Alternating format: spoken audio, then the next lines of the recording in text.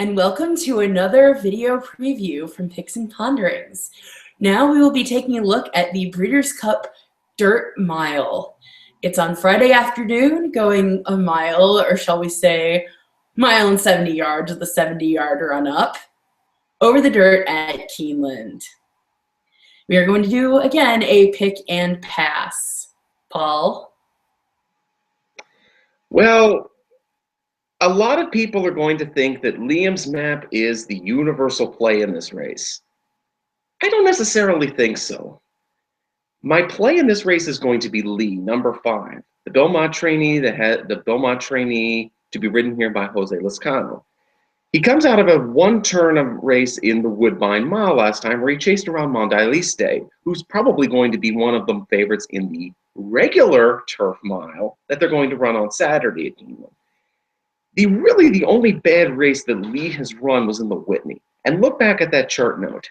Bumped at the start, wide on the turns. Everything about the Whitney was just he had a terrible, rotten, no good day in the Whitney. But he ran a very credible third to start his year in the Dubai World Cup. He was in the frame in the Foster, throw out the Whitney, and he's done nothing wrong all year.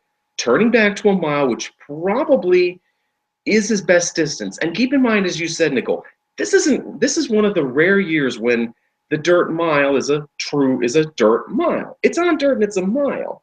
But because of the configuration of Keeneland, where it's a lot like, say, a mile and 16th race at Arlington or a mile and 16th race at Gulfstream, where that start is on top of the clubhouse turn, the race plays out more like a mile and 70 race, not a true 1 mile race.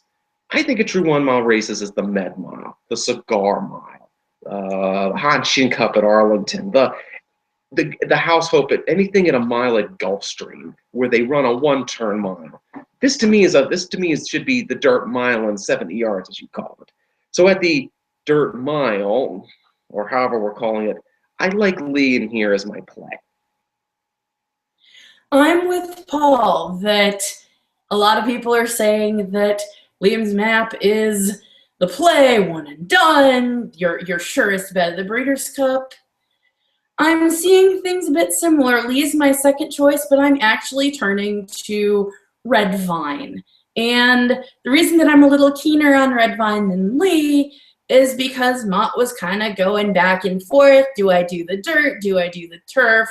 Working Lee on the turf for so long leading into the Breeders' Cup, and then decided to go on the dirt when the rain, the competition, or both of the above. Red Vine looks like he's been pointed here, at least for a while. And what I like about both Red Vine and Lee, I like their running styles. I think they're going to be in the next flight off the leaders. Yeah, Liam's map is probably going to be at or near the front. But I think Mr. Z has the possibility of being a royal pain in Liam's map's side.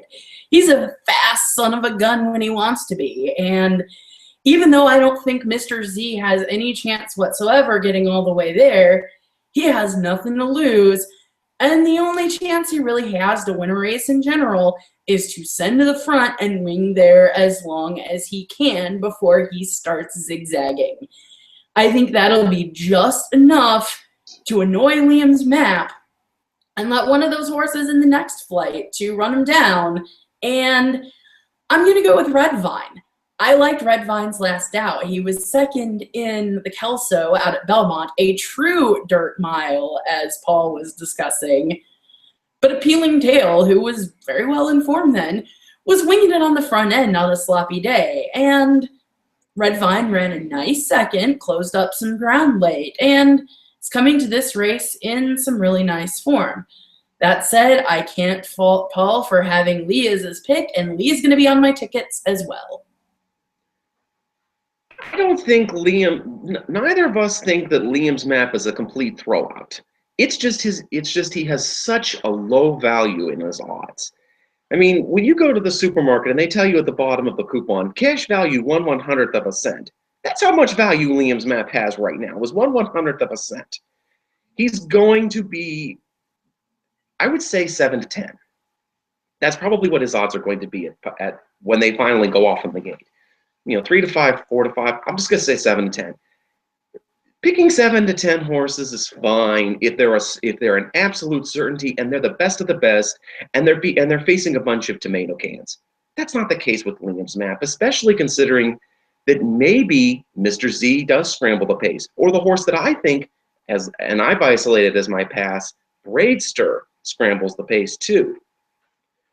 Even though the front end, I think, can get really crowded, and I think that Braidster is the most need the lead of the need the lead types on the front end. He went gate to wire in the Monmouth Cup back on Haskell on the Haskell day. He was on that lead and he did fine. But when he didn't have the lead in the Island, his last start out at Monmouth, things didn't go as well. Okay, he made a nice bid. Okay, it was at 9 furlongs. But Braidster didn't fire as well.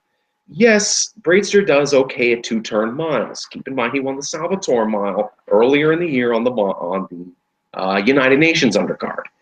But Braidster likes to be close to the front. So does Liam's Map. I don't know how much rating gear Braidster has, but Liam's Map at least has a rating gear. I don't think Braidster does. I think when Braidster turns for home, he's going to be saying, "Why did I enter this race?" Oh, I completely agree. Braidster wasn't the toss that I tabbed, but I also tossed Braidster for very similar reasons. He's not as zippy early as, say, a Liam's Map if he wants to send, or even a Mr. Z on his fastest days, and he needs the lead more than anyone else in the field. He did draw the 2-hole, which doesn't suck, but I agree that Braidster is a complete pass. The horse who I tabbed as my pass, though, is Tapiture. He finished second in the Dirt Mile last year, and his race last out at Churchill was pretty decent, but he's facing much tougher company this time out, and he's just not been a Grade 1 horse, even in the marginal sense that the Breeders' Cup Dirt Mile is a Grade 1, like the likes of Liam's Map, or Red Vine, or Lee.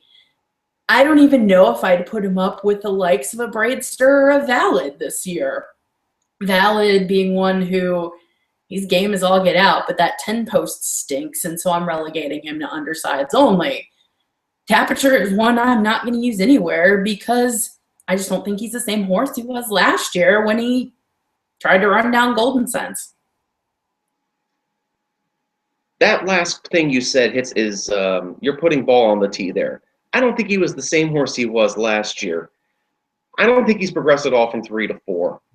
And I completely agree with Tapiture, so Tapiture would be a pass for me as well, but I just think Braidster is also a pass because of him being so much a part of an early pace that could be thermonuclear. All right, so to sum things up, my pick is the number 1, Red Vine, and my pass is the number 9, Tapiture. For me, my play is going to be number 5, Lee. My pass is going to be number 2, Braidster. She's Nicolle Neulist. I'm Paul Mazur. You can find us jointly at Picks Ponderings. Be sure to watch all of our video previews.